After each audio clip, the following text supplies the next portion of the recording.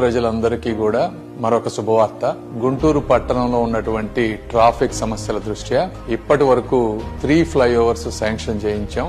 ఇప్పుడు 4వ ఫ్లైఓవర్. ఇది వాస్తవంగా 2014లో కూటమి ప్రభుత్వం తెలుగుదేశం పార్టీ ఉన్నప్పుడు శాంక్షన్ అయినటువంటి ఫ్లైఓవర్. 2017లో దీనికి ల్యాండ్, మున్సిపాలిటీ అనుమతులు అన్ని ఇచ్చి సైట్ హ్యాండ్ ఓవర్ చేయడం జరిగింది. ఒరిజినల్ గోల్ ప్రకారం 2019కి ఈ బ్రిడ్జ్ అంతా కంప్లీట్ కావాల్సినటువంటి పరిస్థితి.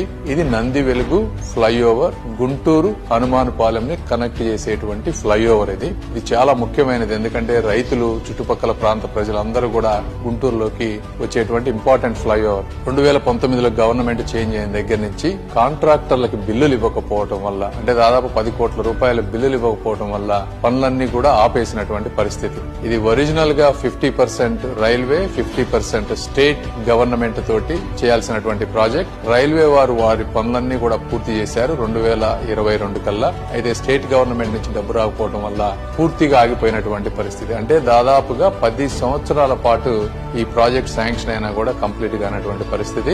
ఈ రోజున రివైజ్డ్ ఎస్టిమేట్స్ వేసినప్పుడు 10 కోట్లు పాత కాంట్రాక్టర్ కి, అదేవిధంగా కొత్త రివైజ్డ్ ఎస్టిమేట్ ఇన్కంప్లీట్ వర్క్ ని కంప్లీట్ చేయడానికి 26 కోట్లు కలిపి దాదాపుగా 36 కోట్ల రూపాయలతోటి ఈ రోజు రాష్ట్రం మీద ఒక్క రూపాయి కూడా ఆర్థిక భారం పడకుండా మొత్తం సెంట్రల్ గవర్నమెంట్ భరించేటువంటి పరిస్థితి ఈ రోజు కూటమి ప్రభుత్వం వల్ల జరిగింది. దీనికి సహకరించినటువంటి రైల్వే మినిస్టర్ అశ్విని వైష్ణవ్ గారికి, సోమన్న గారికి, సౌత్ సెంట్రల్ రైల్వే అధికారులకు, అదేవిధంగా ఈ గుంటూరు ప్రజలకు సేవ చేసుకునేటువంటి అవకాశాన్ని కల్పించినటువంటి శ్రీ నారా చంద్రబాబు నాయుడు గారికి, పవన్ కళ్యాణ్ గారికి, నారా లోకేష్ గారికి, అదేవిధంగా మా ఆఫీస్ స్టాఫ్ కి, లోకల్ ఎమ్మెల్యేలకి అందరికీ కూడా మనస్ఫూర్తిగా ధన్యవాదాలు తెలుపుకుంటా ఉన్నాను.